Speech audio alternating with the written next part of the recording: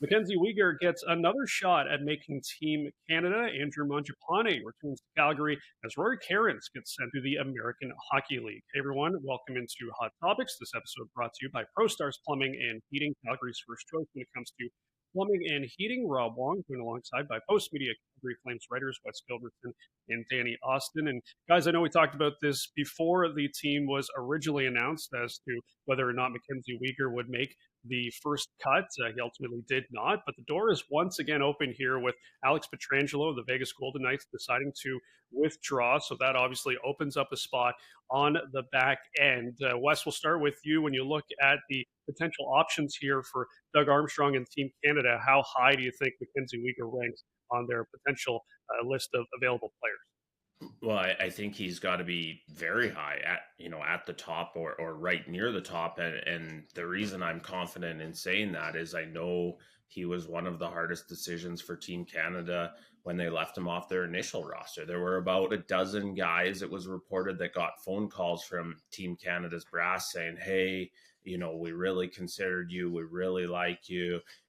Please keep going. You never know what's going to happen. And Mackenzie Weegar was on that list of guys. And so he was close the first time. They appreciate what he did at the World Championships in 2023 when he was MVP. They love his versatility, a guy who can play the left, play the right, play the power play the penalty kill. And I guess what it comes down to is whether they're looking for maybe the most well-rounded option, which, in my opinion is Mackenzie Weegar, or if they want more of a specialist. And, do you want Evan Bouchard because you think you have a hole to fill on your power play? Do you want Chris Tanev because you want one of the best shutdown defensemen in the game? And, a guy Flames fans are also really familiar with. There's some guys who maybe fit very specific roles better than Weegar. If you're not sure exactly what the role is, I got to tell you, I'd have Mackenzie Weegar at the top of my list.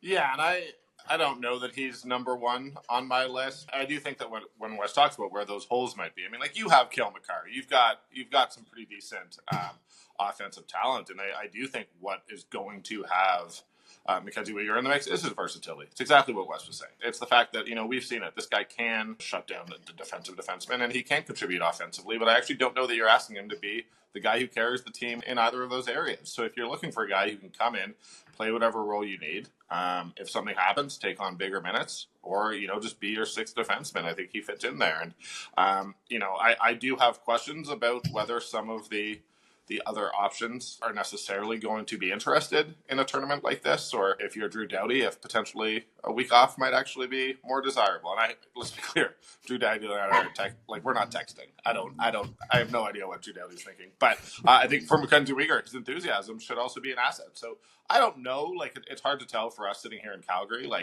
how big a star Mackenzie Weegar is, how big a name he is outside of Calgary. But we get to see what he does every day, and we know how effective he is. So whether he's number one on my list or he's top 2 or 3, he is right there, and he deserves to be. New rule for these videos. If you say not number one on my list, I think you have to say who's number one. So Danny, please take it away. Oh, wow, you're throwing me out there. Toss me out there. I do think Evan Bouchard should be in the mix. I think Ekblad should be in the mix. Those would sort of be the two that I'd be looking at. One of the things that's, I think, so tough for Team Canada guys is I started looking, when Pietrangelo pulled out, I started looking just at the right-handed options, and you kind of go down the list and it's like, oh, geez, I didn't even think of Brandon Montour. I didn't even think of Dougie Hamilton. I maybe didn't think of Drew Doughty immediately because he's been out for so long. And so lots of good options there. There's no doubt about that. Yeah, absolutely. And as Wes said, look, it was a difficult decision in the first place for the initial cuts, so I can't imagine it's going to be that much easier this time around as we inch closer towards the Four Nations face-off. So we saw on Tuesday night a familiar face make his return to Calgary. That, of course, was Andrew Mangiapane, who was dealt to the Capitals last offseason. And Danny, you look at this guy, a 6th-round pick, just an incredible developmental story. When you look back at his time in Calgary, what do you think of when you think of Andrew Mangiapane?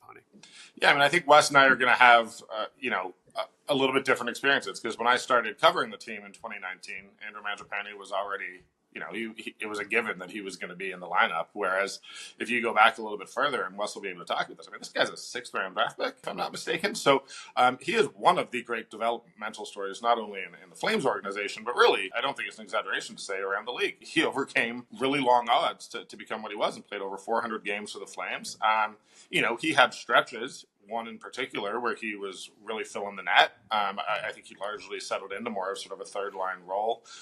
You love seeing him with Backlund and Coleman, where Matthew Coronado is this year. But I do think that it's rightfully something that the Flames organization, their developmental people, are proud of, and they do point to and can point to as a sign of how good they are at what they do, because you just don't expect a 6th-rounder to come in and do what he did. So I personally, I found it quite touching how moved he clearly was by the reception he got last night. I loved seeing the players in the locker room yesterday morning at morning skate, the Flames guys, just, you could tell how much they love him. There are certain players who, when they come back, guys yeah, we're looking forward to seeing them. Mangiapane, they were actually they were poking at him. They were having fun. He's beloved in Calgary, and rightfully so. Yeah, and just to dovetail on Danny's point about what a great story was for the development staff and for the development program that the Flames have, they talk about him all the time. On those Zoom calls they have with prospects, Andrew Mangiapane is a guy that they continue to point to and will continue to point to because of his work ethic, because of his consistency, because of his determination to say, I don't really give a rip where you drafted me. I'm going to make it to the NHL. If we were able to jump on the Zoom call that the development staff has with Luke Misa, I promise you they're talking about Andrew Mangiapane, another, late round draft pick who had plenty of skill and needed to, figure out the compete part, needed to consistently show how competitive he can be and prove that he could do that. If you go back to when Matt Coronado was in the minors, they were saying, watch Andrew Mangiapane, watch the way a guy of that size wins his puck battles. Watch the way he retrieves pucks. It's something that Matt Coronado would talk about today if you asked him. And so I do think the development piece is sort of the greatest legacy of Andrew Mangiapane's time. And the other thing I'd say is it looks pretty good as far as asset management too. The old cliche, it's a business. Well, they traded him for a 2nd-round pick because they felt they had young players ready to step into that spot. And Matt Coronado, a guy who studied Andrew Mangiapane's game, looks pretty darn good with Coleman and Backlund on that shutdown line. And so a lot of positives, obviously. And Andrew's a really great guy. I think he's produced more than anyone ever anticipated he would at the NHL level, but there's things kind of beyond the on ice stats that Danny alluded to as well that are going to be how he's remembered around the Saddle Dome. Well, perfect segue here. Another 6th-round pick for the Calgary Flames, Rory Kerins, just sent back to the American Hockey League. It was a great start. Wes, of course, 4 points in his first 4 games, but held off the score sheet against Buffalo and then was a healthy scratch in the last couple of games here. They have ultimately sent him back to the Wranglers. I know some fans are probably scratching their heads considering how this guy started and what he's done so far in the American Hockey League this season. But what do you think the thought process was there making this decision? Well, 2 things. He was a healthy scratch for 2 games in a row. And organizationally, the idea has always been if you're not in the lineup and, you're 22 years old, then what are we doing? If you're not playing, and one of the reasons that you want to have your farm team in your own backyard is you can move guys around a little more easily. So if Rory Kerins is going to be watching, it doesn't make a lot of sense. I do think that they value the fact that he's going to be playing in the AHL All-Star Classic this week. I think they look at that as something that's really good for his confidence. Now, if you go back, Andrew Mangiapane is a great reference because he ended up missing his AHL All-Star Classic because he was in the NHL. Rory Kerins was hoping to kind of rewrite that script, but it's not a bad consolation prize. And, the other thing I'd say, we talked about Matt Coronado earlier, and he went up and down a few times, and I know it became increasingly controversial, but what Matt Coronado maybe hadn't done until his latest call-up is really make it obvious, you can't send me back. Rory Kerins was good. I think it was a really positive first 5 games of an NHL career, but he didn't make it so that you couldn't possibly send him back to the minors. And I don't say that to take a swipe at the young man. I just think that's the next step for him. It won't be long before he's back, and he'll have another opportunity to do that. Yeah, so I was in Whistler skiing for some of those first 2 games where it was Rory Kerins mania around Calgary, which, I don't know if it gives me an interesting perspective, but I will say, like, I think Rory Kerins exceptional first stint in the NHL. I think you're very happy with it.